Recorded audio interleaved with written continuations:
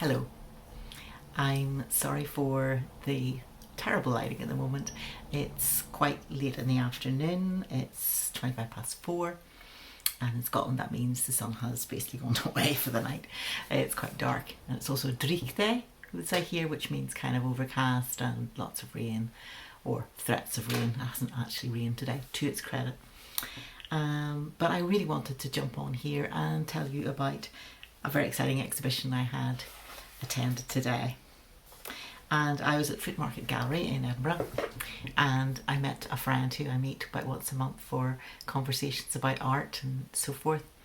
And we sat down, had a really good conversation, and we ate exploding scones, which is sadly what you often get served nowadays in the name of a scone. And it feels like it's a dry packet mix. It's had water added to it, but not quite enough, and they all look really nice. And then you go to cut them, and as you cut them they start to disintegrate and explode and just splinter everywhere.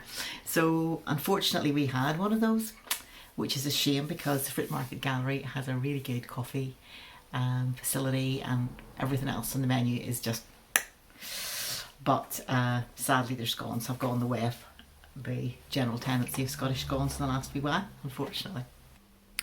This is what real homemade scones a day old look like. I'll take a bite. See, I split them and was able to spread butter without carnage.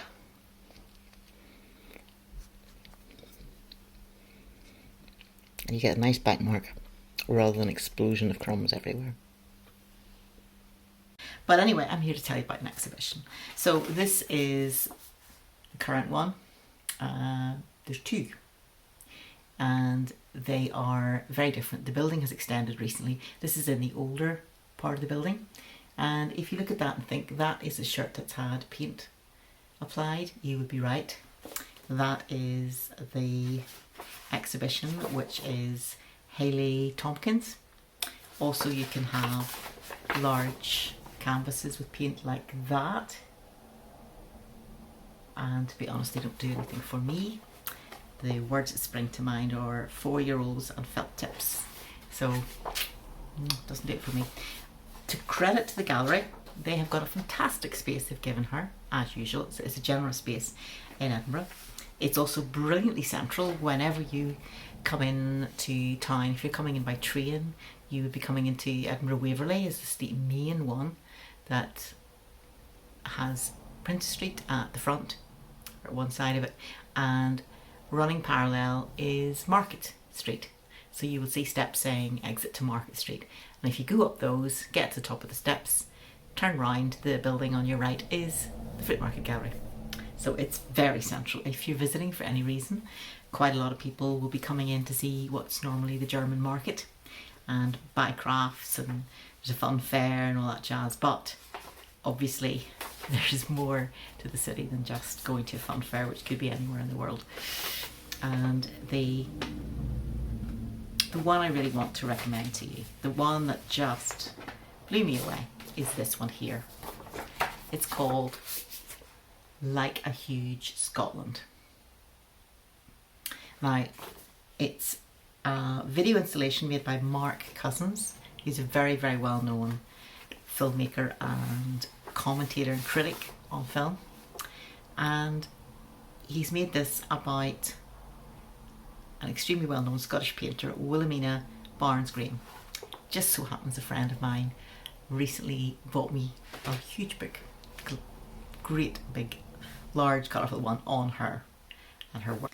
And when you got to the opening, the new section, which is where this is, there was a display basically saying about about an epiphany, and this was an experience that changed this painter's life, where she went on a glacier. And when you walk into the space, it's an interior space and it's very large. There are stools you can sit on and they revolve. They're planted like toadstools almost, and then there's huge screens at 4 corners, so you're surrounded by these. After a very short space of time, you begin to realise that you only need to look at 2 screens at once, but for a time at the start you may feel disorientated, and you're aware that the screen behind you is flickering and changing, and what the whole installation is about is that kind of thing, where Wilhelmina, or Willie apparently she wanted to be called, went out walking for a kind of holiday and just was overwhelmed by the experience of the glacier and looking down into it and seeing its structure and its clarity and everything else. And the video runs just for 15 minutes. And outside in the corridor there are paintings and sketches that were inspired by this experience she had. And they look quite good. Obviously the sketches are sketchy because she's catching that sense of what's there and what colours there. The painting looks good at the end, the ultimate one. But when you're in the installation, you will see close-ups of the work. And can I just say that the palette is fabulous. It's that kind of mineral type one, and also it's worth looking at closely. And the screen is blowing it up so that the original painting is much closer to us. We see much more detail, and it's giving us another experience of it. But the way he's done it is he's imagined it as being like a conversation between the older painter and the younger one. So you have the photographs, one of her towards the end of her life, one of taken about a month after she'd had this amazing experience, and he just puts in words so that it looks like on the screen you'll see the older woman talking about the memory, the younger woman saying what it was like, and like a conversation interspersed with photographs of the glacier and also footage, because Mark Cousins went there himself and he actually found it difficult because of the vertigo. All of this I know because he actually took the trouble to write a letter which starts, "Dear Gallery Attender." Now that got my attention. I love letters, I love sending them, and I'm hoping to respond to this. I will be responding to his publicity, or his management, and hopefully that'll be worth it. But it's wonderful because it carries so much information. And here, this is the way it starts.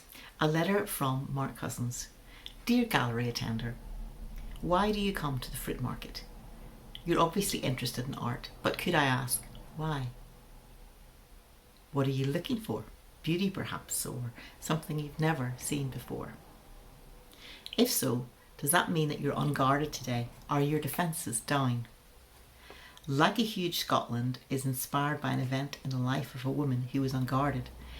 She thought she was just going on holiday. She didn't know that on the day in May 1949, when she climbed to the Grindelwald glacier in the Swiss Alps, she'd suddenly be overwhelmed." And it goes on from there, describes her and her art. And she basically spent the rest of her life dealing with that experience and having it influencing her art. And she still had that strong sense of epiphany, of revelation that she had when she was standing there.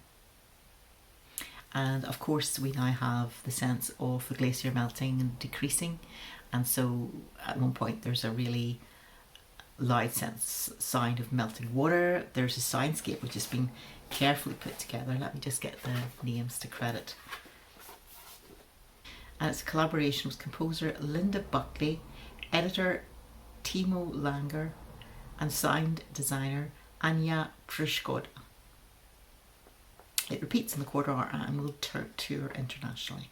I just want to say, since it's touring internationally, if it comes near you, make a point of seeing it, like a Huge Scotland. There's also a forthcoming book about Barns-Graham's glacier paintings, which is going to be published in the new year in 2023, and also a cinema documentary, which is a longer piece written and directed by Mark Cousins, produced by Mary Bell and Adam Daltrey, and it's going to be called A Sudden Glimpse to Deeper Things. So I'm looking forward to seeing those. If you're coming to Edinburgh for Christmas, December, or any other reason, I recommend going to the Fruitmarket Gallery and seeing Like a Huge Scotland. The editing of the film was shown and recorded by Fruitmarket on their YouTube channel, so you can find it there. Please note that Mark Cousins is doing this work while he has COVID, but he continues on. And as you can see, there are many channels. Now the other thing is that the Fruitmarket Gallery also has a phenomenal bookstore, and they cunningly stock it with books which I cannot resist. So I picked up a book at random, which is very, very, very dangerous, as you book readers will know. But I happened to come across a brilliant piece, which I'm now probably going to struggle to find. But I knew that I had to buy this book. Story, How to Tell Your Story So the World Listens by Bobette Buster. And it's not so much for saying how to be a good communicator. I've read lots of things in that. But a particular piece about a woman and her appearance. The author Bobette Buster is talking about being in Paris, and she's talking about how intimidated she feels by the very slim and glamorous women, which is quite traditional, has been that way for a long, long time. And she used to teach in Paris in an elite film school. And here's what she wrote. Each year I endured the sight of all the svelte beauties sauntering along the wide boulevards. How do they do it? The French. Even French women in their 80s or 90s are soignées, chic, forever slender as a reed. So every year she would go back to tutor, and which would also mean an annual assault on my self-esteem. Why did I not lose those 20, 30, 40 pounds before I got here? Yet again I'd gnash my teeth, don sackcloth and ashes, even lie prostrate before the god of self-denial, all to change my voluptuous, or shall I say voluminous shape, always to no avail. So she was travelling through an area, and there was a particular area which was the 18th arrondissement, Marché Barbet, the French African emigrant centre of Paris. That is a lively outdoor market, and she saw all these ladies wearing amazing clothes and vibrant patterns, and she thought they were amazing. All this captured a seemingly vast visual space of competing colours, shapes and patterns that seemed to shout, "Celebrate life!"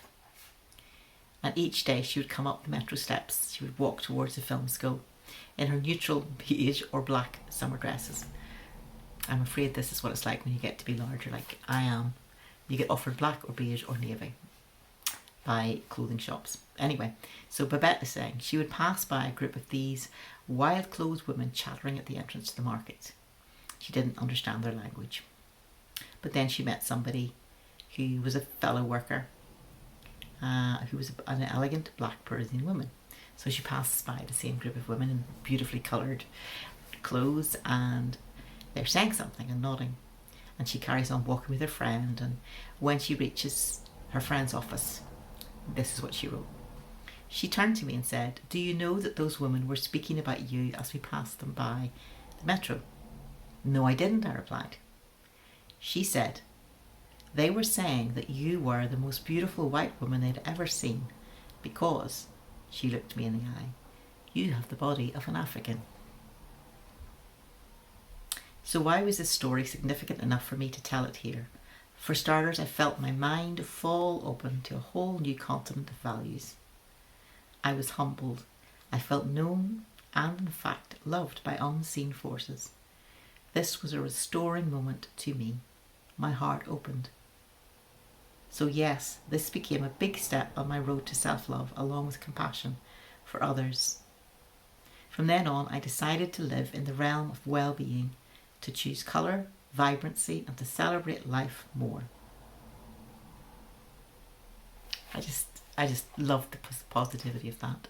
And speaking as a woman who is larger, and from a health viewpoint, I know I do need to lose weight as I'm getting older, but I love the positivity of this and how it's a sense that in cultures in the Western world, being skinny is seen to be the in thing and anything else is not. But in other parts of the world, the body shape you're in may be the fashionable one, maybe the one that people see as the ideal shape or admirable. And yeah, I think that's lovely. It's good to get somebody else's opinion, to get another view from a different set of folks, and just to be freed from the very narrow mindset, literally narrow mindset of Northern culture.